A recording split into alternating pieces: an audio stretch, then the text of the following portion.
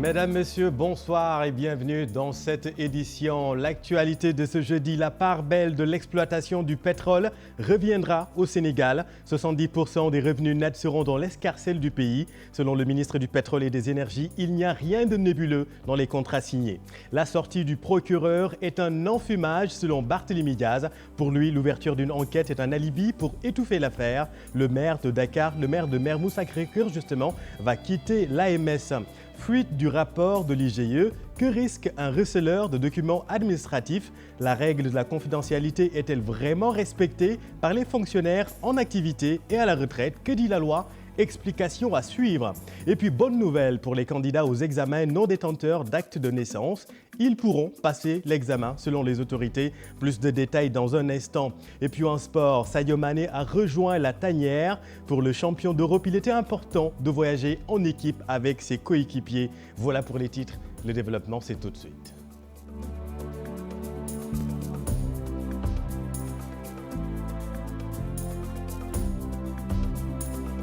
Le contrat de Franck Timis est loin d'être léonin. L'État ne s'est pas fait avoir dans ce dossier. Ce sont là les tempérances de Matar Cissé dans le charivari du pétrole et du gaz. Le monsieur pétrole du gouvernement martèle que toutes les procédures ont été respectées de l'exploration à la prochaine exploitation. Le Sénégal va d'ailleurs bénéficier de 70% de revenus nets de l'exploitation. Quant au rapport de l'IGE ébruité sur le net, l'heure est venue de laisser les enquêteurs faire leur travail.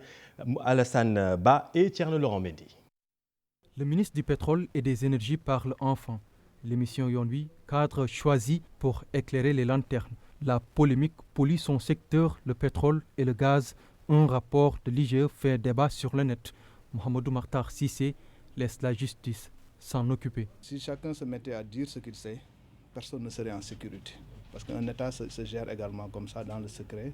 Il se gère comme ça. Ça ne veut pas dire qu'il faut couvrir de malversations. Au contraire, ça ne veut pas dire qu'il faut. Mais il y a une façon de faire.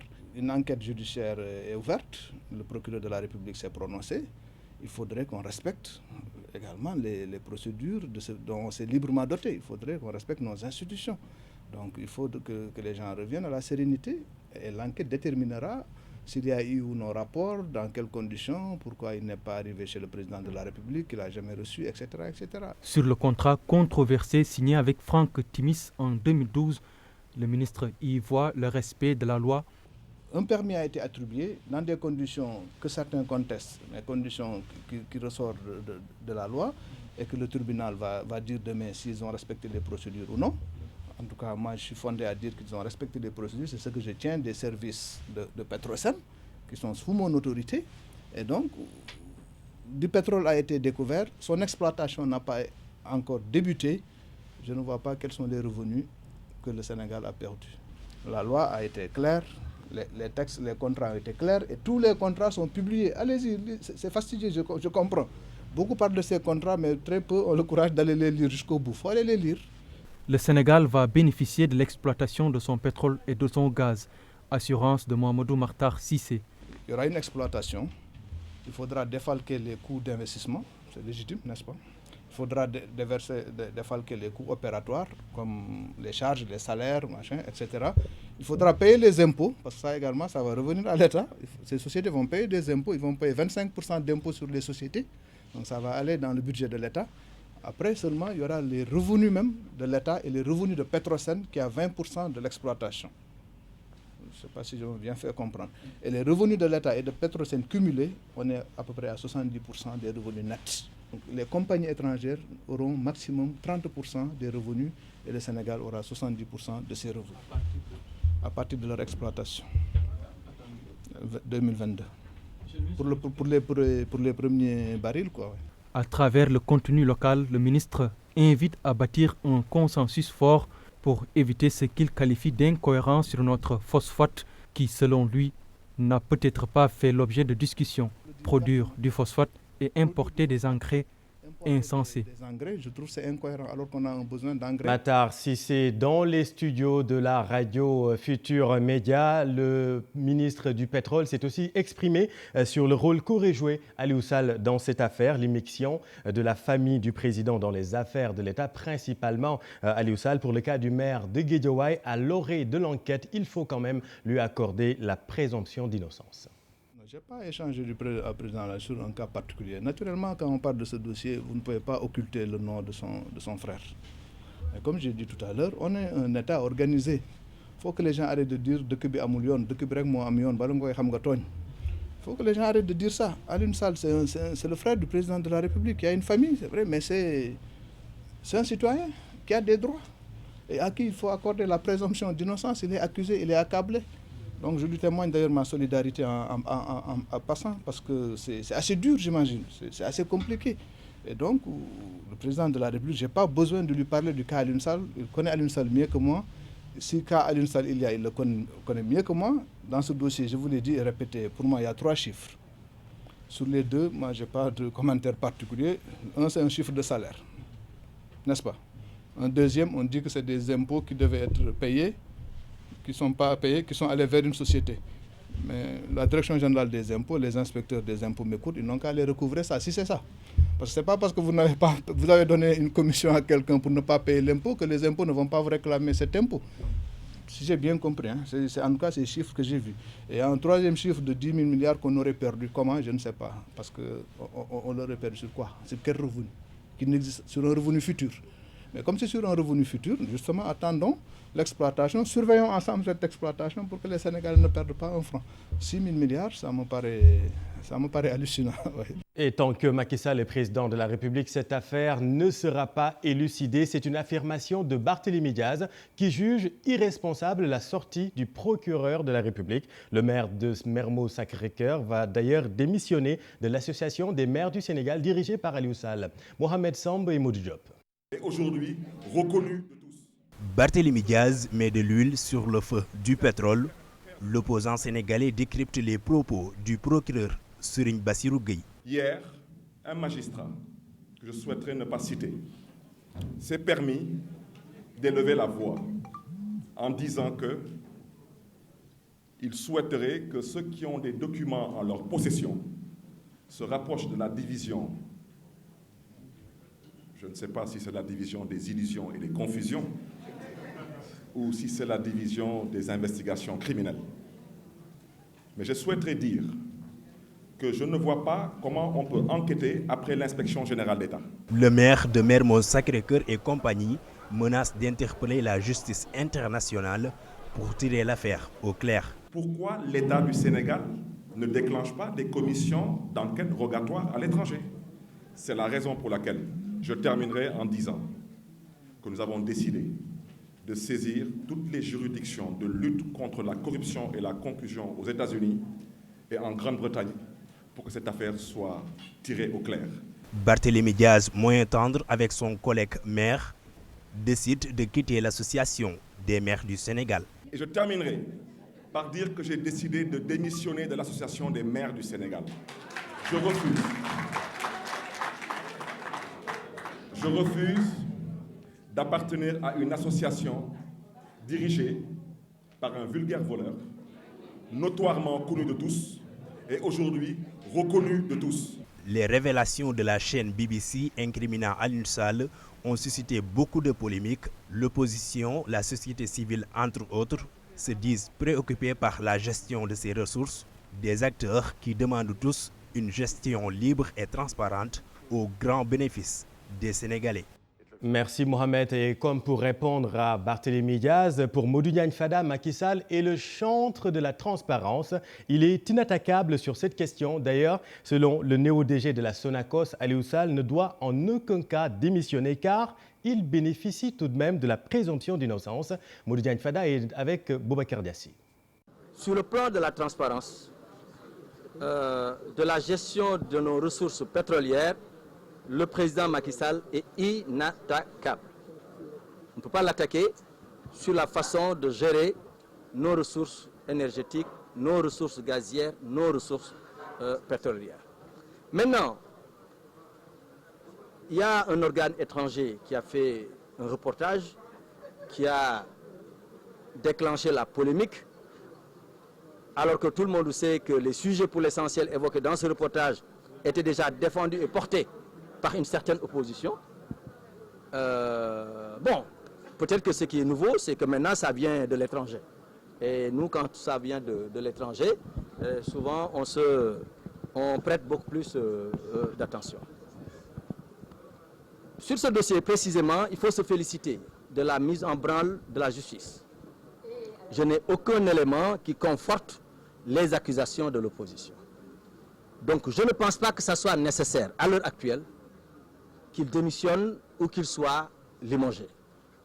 D'autant plus que l'affaire est maintenant pendante devant la justice. Attendons les conclusions de la justice. Et à partir de ce moment-là, on pourra évaluer peut-être notre position. Mais à l'heure actuelle, je ne pense pas qu'il soit nécessaire de donner raison à une certaine opposition qui aujourd'hui travaille à faire sauter un verrou. Eh bien, si ce verrou-là saute, certainement, ils travailleront aussi à faire sauter d'autres verrous. En tout cas, la sortie du procureur est différemment appréciée par les Sénégalais. Pour certains, Serigne Bassirou Gueye a fait de la diversion en remettant au goût du jour les dossiers Fallou Sène et Cheikh Oumar Anne, au moment où d'autres abondent dans le même sens que le procureur et demandent l'éclosion de la vérité. Maguette Souare Diallo et Modou Diop. Ils sont unanimes. Ces trois citoyens approuvent l'appel à témoins lancé par le procureur de la République concernant l'affaire Petro-Tim. En tant que citoyen comme procureur, en tant que citoyen, je suis en phase avec le procureur de la République qui a lancé un appel à témoins parce que tout le monde a son mot à dire concernant l'affaire Petro-Tim. Mais là, c'est légal. Le procureur a fait son travail parce que le dossier de Petro-Tim, c'est un dossier très très sérieux. Parce que dans toutes les bouches des Sénégalais, on entend parler Petro-Tim, Aliou Sall, le pétrole et le gaz. Donc, c'est un dossier qu'on doit éclaircir. Et que chaque Sénégalais qui a certaines preuves n'a qu'à venir donner ces preuves-là. Depuis les révélations de la chaîne BBC, beaucoup de voix se sont levées. Mais pour le moment, rien n'est encore clair dans la tête de certains citoyens. Ces Sénégalais comptent beaucoup sur la justice pour élucider cette affaire. De toute façon, les Sénégalais ont droit à la vérité sur ce dossier-là. C'est du sérieux. Si on parle de 6 000 milliards, alors qu'au Sénégal, on a des problèmes de budget. Les enseignants sont en train de faire des grèves, les étudiants. Donc, c'est du sérieux. Il faut aider les Sénégalais, surtout la basse classe. L'argent du pétrole doit revenir aux... Bien sûr, les Sénégalais doivent savoir ce qui se passe. Ils méritent de connaître la vérité. Le pétrole est un sujet très sensible. Le procureur de la République a pris tous les Sénégalais de court en optant pour un appel à témoins dans le cadre de l'enquête sur les contrats pétroliers. Merci Maguette et revenons sur l'ébruitement du rapport de l'IGE. Serigne Bassirou Gueye l'a dit hier, l'enquête est confiée à la section recherche de la gendarmerie nationale. Alors que risque réellement un receleur de documents administratifs que prévoit la loi d'archives au Sénégal? Un fonctionnaire a-t-il le droit de partir avec des documents après service rendu à l'administration? Élément de réponse avec Maïmouna Ndiaye et Youssou Baro. Le Sénégal a une longue tradition archivistique. Depuis 1981, la loi portant les documents administratifs est en vigueur. Très peu de personnes dans ce pays savent que dès 1981 et plus tard en 2006, en juin 2006, le gouvernement de la République a voté une loi. Laquelle loi définit les archives et le document administratif, dit pourquoi et comment et dans quelles conditions elles sont produites, comment on les utilise dans l'administration et plus tard, et comment on les communique. Malgré l'existence de ces textes, des documents d'archives circulent.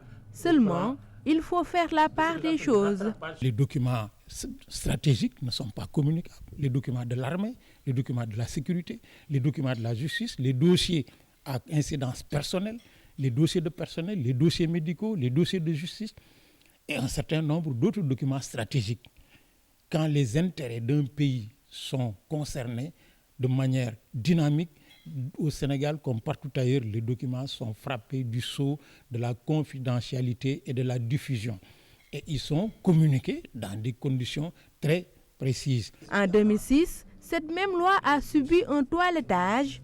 En matière de violation, l'article 6 est très clair. Tout dépositaire d'autorité publique, à quelque niveau que ce soit, quand il cesse ses activités, il remet intégralement à son remplaçant les documents qu'il a générés. D'abord, le fait de posséder les documents est un délit.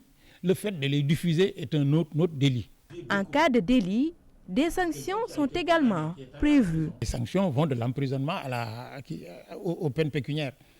Merci Maïmouna. Ouf de soulagement, les candidats sans acte de naissance pourront passer les examens. C'est une assurance du sous-préfet de Dakar Plateau. Djibi Diallo dénonce tout de même la nonchalance des parents dans ces cas. Une rencontre s'est tenue ce matin à la mairie de Dakar. Thiaba Aliba, Ababakar Kamara et Aminata Maresso. Pour cette année, les élèves ne disposant pas de pièces d'état civil pourront passer les examens. Une concession de l'État du Sénégal pour assurer l'éducation de ses enfants sans extrait de naissance. Les enfants n'ont pas la responsabilité de cette question. C'est l'administration et les parents d'élèves qui ont cette responsabilité. Cette année, l'État, en tout cas, laissera les enfants faire les examens en attendant que ce soit régularisé au niveau des centres d'examen. Une concession, mais également des avertissements de la part du sous-préfet de Dakar Plateau, Djibi Diallo, accuse les parents d'élèves. Il appartient donc aux parents d'élèves, aux enseignants qui recrutent les enfants de prendre toutes les dispositions pratiques pour que l'enfant, même s'il est inscrit au début sans avoir accès de naissance, les mois qui suivent qu'il puisse en avoir. L'informatisation de l'état civil, entre autres solutions préconisées. C'est une question l'enseignant que l'État est en train de prendre en charge avec les actes qu'on est en train de faire. Mais je crois que c'est la tendance vers l'informatisation de l'état civil qui pourra permettre de régler la question. Le sous-préfet de Dakar Plateau s'exprimait au cours d'un atelier sur le bilan de l'année scolaire 2019 dans les différents établissements de la commune. Puis à Thiès, les travailleurs de l'université observent 48 heures de grève. Ils ont tenu un sit-in pour exiger du recteur le respect du protocole signé concernant l'harmonisation des traitements comme celui des salaires par exemple. Charante Diop, c'est la tire. Ils étaient tous là, les travailleurs de l'université de Thiès, debout comme un seul homme pour faire état de leur désarroi face aux lenteurs notées dans l'harmonisation, un protocole qui n'a toujours pas été respecté. Les partis ont eu à travailler avec le ministre Marito sur l'harmonisation afin que dans les universités, que tout travailleur de même fonction puisse avoir le même traitement. Et cela a été donc ratifié au niveau de Saly. Et l'application a débuté depuis janvier dernier. Mais il se trouve qu'à l'université de Thiès, on ne respecte pas ce protocole. Nous voyons donc des travailleurs cités S-qualité comme comptable matière. On dit donc doit avoir la prime de budget. Les informaticiens, on les a alignés à l'université de Thiès, on dit non. Les primes de fonction, surplus de travail, on dit on n'applique pas. Faute de budget. Quelqu'un qui, pendant 6 ans, 8 ans, a un travail qu'il exerce tous les jours, cette personne a besoin d'être recrutée. Ces travailleurs disent en avoir marre des promesses et souhaiteraient que cette affaire soit diligentée dans les meilleurs délais par les recteurs de l'université de Thiès. Depuis des années, nous sommes assis autour de la table pour parler avec Madame le recteur. Hier, elle a voulu nous abandonner en pleine séance, soit disant qu'elle va rencontrer le ministre. Interpellé sur la crise, le chargé de communication du rectorat annonce une prochaine sortie sous peu du recteur de l'université de Thiès pour apporter des éclairages sur la question. Merci, cher Anta. Population de Ziguinchor, si vous souffrez d'un mal de dents, n'allez surtout pas au service médical de l'université de Ziguinchor. Le cabinet dentaire est désormais fermé à toute personne étrangère à l'établissement. C'est une décision de la direction du CROUS, une pilule très amère chez les patients. Boubacar Diassi, Lamine Mandiang. Polémique autour de l'unité dentaire du service médical de l'université Assane Seck de Ziguinchor. Des patients viennent à leur rendez-vous médical, mais à leur grande surprise, ils sont priés de ne plus entrer en vertu des dispositions de cette note de service, signée par le directeur du Centre régional des œuvres universitaires et sociales de Ziguinchor. Ce patient est désemparé. Ce qui est surprenant dans tout cela, s'il était un responsable averti, il s'y aurait pris autrement. Il aurait vraiment pu prendre langue avec ce qu'il a trouvé ici pour leur expliquer davantage l'objet et l'objectif de sa décision. Mais puisqu'il a choisi cette démarche, on verra bien.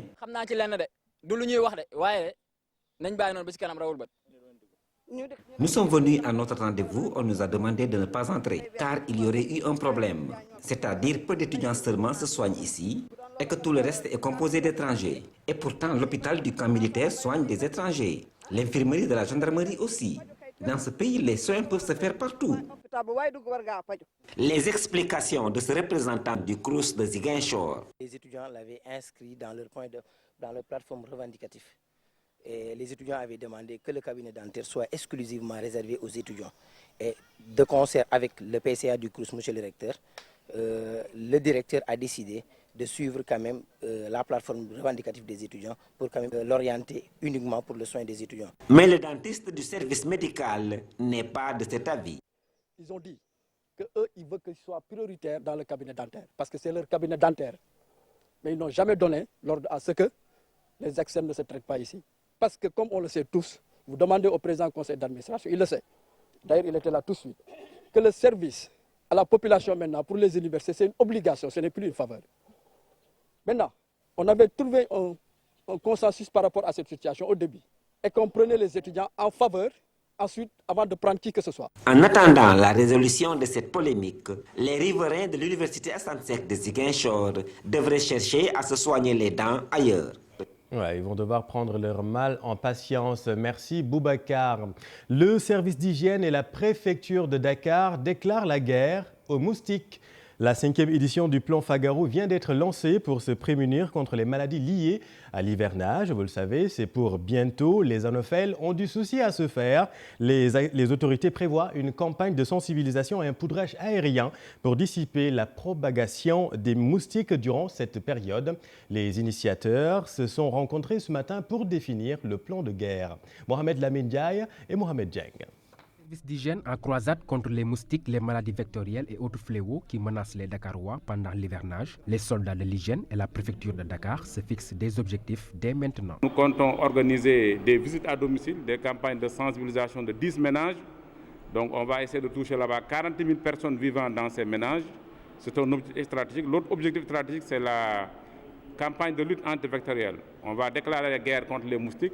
On va faire une guerre aérienne par une campagne de pulvérisation d'insectes, mais également le combat au sol.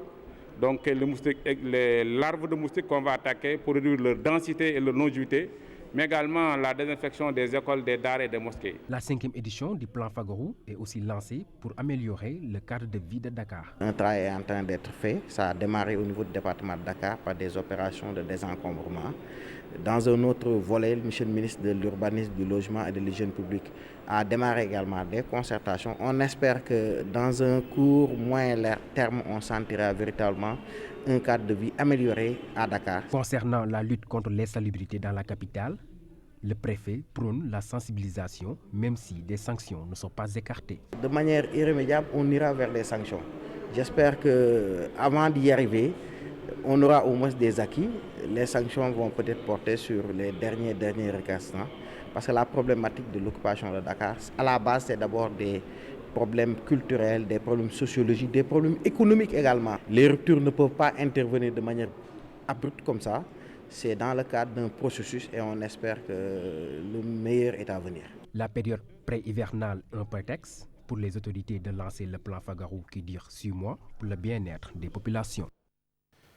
Et retour sur l'incendie à Keur Ndiaye-Lo. Vous le savez, hier, des flammes hautes et voraces ont dévoré l'usine Tunsuel à Keur Ndiaye-Lo. Il a fallu d'ailleurs plusieurs heures aux sapeurs-pompiers pour venir à bout des flammes. Pas de perte en vie humaine, mais les dégâts sont quand même importants. Les soldats du feu ont d'ailleurs mobilisé un important dispositif. Suivons les explications du capitaine Djibril Sall de la Brigade nationale des sapeurs-pompiers. Les secours du groupement d'incendie et de secours numéro 1 de Dakar ont été alertés ce jour à 13h10 pour un feu d'usine à Keur Ndiaye-Lo. Donc, arrivé sur les lieux à 13h22, nous avons constaté qu'il s'agissait d'un feu de dépôt de stockage à l'air libre attenant à un entrepôt de production de matières plastiques à l'usine Twinswell, 6 à Kër Ndiaye Lo. Pour cette intervention, les secours du groupement d'incendie et de secours numéro 1 ont eu à déployer un important lot de matériel, en l'occurrence 17 engins d'incendie et de secours, donc, dont 5 fourgons d'incendie, 5 FPT, une échelle pivotante automatique et un camion de grande capacité. Pour ce qui est des moyens humains, nous avons eu à engager 66 gradés et sapeurs, dont 6 officiers. Les dégâts sont importants, bien entendu, mais l'évaluation exhaustive sera faite par la gendarmerie en charge de l'enquête. Propos recueillis par Ousseynou Thiam et Bamba Samb. Restons dans la zone. Cet incident d'ailleurs a remis au goût du jour le problème de la délimitation territoriale entre la commune de Bambilor et celle de Rufisque-Est. Les deux communes s'approprient le site au milieu de ce tiraillement. Les populations, elles réclament une solution définitive. Ousseynou Thiam, Bamba Samb. L'incendie de l'usine Twinswell à Kër Ndiaye Lo a révélé le problème de limite territoriale entre la commune de Bambilor et celle de Rufisque-Est. Venu au chevet des responsables de l'usine, l'édile de Rufisque-Est estime que le site fait partie de son périmètre communal. On a vu qu'il y avait beaucoup de fumée au niveau de la zone. Comme cette zone fait partie des limites territoriales de notre commune, on était venu s'enquérir de la situation. On a demandé l'arbitrage du préfet pour vraiment qu'on règle définitivement les limites entre la commune de Rufisque-Est et Bambilor. Et je pense que sur ce plan-là, vu cette situation, le préfet prendra ses responsabilités pour pouvoir quand même délimiter définitivement ou définir les limites de chaque territoire. Des propos refutés par les autorités municipales de Bambilor qui déclarent persona non grata au maire de Rufisque-Est sur ce site de Kër Ndiaye Lo. Les limites de Kër Ndiaye Bambilor, ça ce n'est pas aujourd'hui, c'est depuis 2012 avec l'ancien commettant de Bambilor. Même Albert en tant que maire, il sait pertinemment bien que ici c'est à Kër Ndiaye Lo parce que lui, il a ses parents ici à Kër Ndiaye Lo. On souffre à Kër Ndiaye Lo. Donc c'est à lui de vraiment de se ressaisir. L'essentiel c'est de retenir qu'aujourd'hui, il faut que les autorités administratives du département vraiment parlent avec Albert parce que ça va créer d'autres problèmes. Donc il est temps de laisser fléau parce que Albert sait pertinemment que les limites de Kër Ndiaye Lo, vraiment ça dépasse le taux de la guerre. C'est sur le rond-point, il le sait. Et il vient aujourd'hui pour dire que Kër Ndiaye Lo c'est ici. Ça c'est faux, c'est archi faux. Donc ce problème-là, il faut régler parce que ça peut dégénérer. Très déterminés à découdre avec le maire de Rufisque-Est, les populations de Kër Ndiaye Lo invitent les autorités compétentes à régler définitivement ce problème de limite territoriale. Merci Ousseynou. Et puis l'ambassade de France honore la cinéaste Angèle Diabang et Amadou Falba, administrateur de la Maison des Cultures Urbaines. Ils ont été faits chevaliers d'honneur, une distinction bien appréciée par Angèle et Amadou. Ils comptent d'ailleurs continuer à porter le flambeau de la culture. Aïssa Topaï et Mardiang. Elle, c'est Angèle Assi-Diabang, lauréate au dernier FESPACO, récompensée au Burundi pour un air de Kora et une fois de plus distinguée par l'ambassade de France pour son travail, son abnégation et sa persévérance. Honneur apprécié à leur juste valeur. J'ai envie de dire ça en Wolof parce que j'ai l'impression que dire en français que je suis honorée, que je suis émue ne suffit pas. Mais quand je dis en Wolof que dama koy santé yalla, ça englobe beaucoup de choses. Ça englobe beaucoup de choses. Donc voilà, c'est une longue marche et je suis contente parce que ce week-end mon film a aussi eu le meilleur film, le meilleur court-métrage au Burundi. Et donc là, je suis décorée. C'est vrai que c'est une décoration qui était prévue depuis plusieurs mois, même bien avant le FESPACO. Je m'en réjouis et je suis contente d'être ici avec ma famille. Il administre la Maison des Cultures Urbaines, un travail aussi récompensé. À vrai dire, quand ils m'ont appelé l'année dernière, au téléphone, j'ai rigolé. Mais pourquoi moi ? Parce que naturellement, quand j'ai commencé ce travail, en toute franchise, je n'ai jamais pensé que les gens vont s'intéresser à ça, vont un jour me décorer, me donner une médaille, une reconnaissance. Après, ça fait toujours plaisir. Toujours quand on te dit que ton travail est reconnu par des personnalités, par des institutions comme la République française, c'est quelque chose. Autre chose à souligner, les projets de Angèle.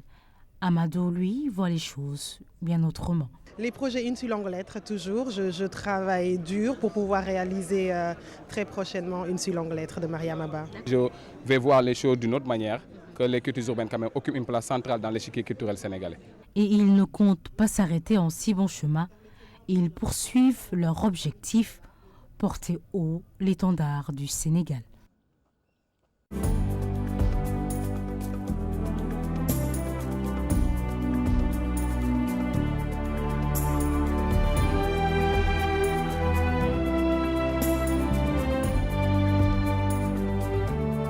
Actualité sportive, ça y est, Sadio Mané a rejoint la tanière à Alicante en Espagne au repos bien mérité à la suite du triomphe en Ligue européenne des champions. L'attaquant vedette a effectué son premier entraînement avec ses partenaires en sélection, très attendu par le Sénégal après sa belle saison avec Liverpool. Sadio Mané se dit prêt à relever le défi de la Coupe d'Afrique des Nations. Cher Sadibou Diarra avec notre équipe à Alicante. Accueilli par une aide d'honneur de ses coéquipiers pour son premier entraînement avec les Lions en Espagne, Sadio Mané rappelle l'importance de la vie de groupe et sa détermination à faire de son mieux pour le triomphe du Sénégal. Je suis bien, mentalement je suis au top, physiquement je suis au top, donc même si j'ai quelques jours de repos, ça n'a rien à voir avec mon état de physique, donc il n'y aura pas de problème et je pense qu'on a quelques jours de préparation avant la CAN, donc on a tout le temps pour être au top. C'est important d'être là et surtout de prendre le vol avec tout le monde et pour aller en Égypte. Sadio Mané est le dernier Lion à rejoindre la tanière. Suite au sacre de Liverpool en Ligue européenne des champions, l'attaquant vedette de l'équipe nationale du Sénégal avait bénéficié des jours de repos. C'était un moment exceptionnel pour moi et toute l'équipe et surtout le club de Liverpool. Et maintenant, c'est derrière nous. Maintenant, j'ai eu quelques jours de repos et comme je l'ai dit tout à l'heure, je suis bien et donc tant mieux pour moi. Et c'est plus les vacances, je suis là et puis comme je l'ai toujours dit, je suis toujours heureux d'être avec mes coéquipiers. La délégation sénégalaise s'envole pour l'Égypte, pays hôte de la Coupe d'Afrique des Nations, ce vendredi. Et les Lions disputent leur dernier match de préparation face au Nigeria ce dimanche à 17h45 au Caire. Merci cher. Et puis football toujours, adversaire du Sénégal le 23 juin prochain à la CAN. La Tanzanie dispute actuellement son unique match de préparation face à l'Égypte et les Pharaons mènent 1-0. Fraîchement naturalisé algérien, Andy Delors va disputer finalement la CAN Égypte 2019. Donc il a eu son passeport algérien, non retenu en première liste des 23 de l'Algérie. L'attaquant de 29 ans de Montpellier est rappelé pour remplacer le milieu de terrain Haris Belkaba qui a été expulsé des Fennecs suite à une polémique. Delors va donc porter le numéro 15 des Fennecs. Il s'est d'ailleurs envolé pour le Qatar, rejoindre le rassemblement de la sélection algérienne. Une menace sérieuse donc pour la défense des Fauves. Croisons les doigts quand même pour le Graal de la Coupe d'Afrique des Nations. C'est la fin de cette édition. Merci de l'avoir suivi. Retrouvez demain à 20h, cher Tidiane Diao. Quant à moi, je vous donne rendez-vous lundi pour le journal de 20h. Ce soir sur TFM, votre série Mœurs suivie de votre grande émission Nebir avec Mamadou Garmi. Excellente suite des programmes sur TFM.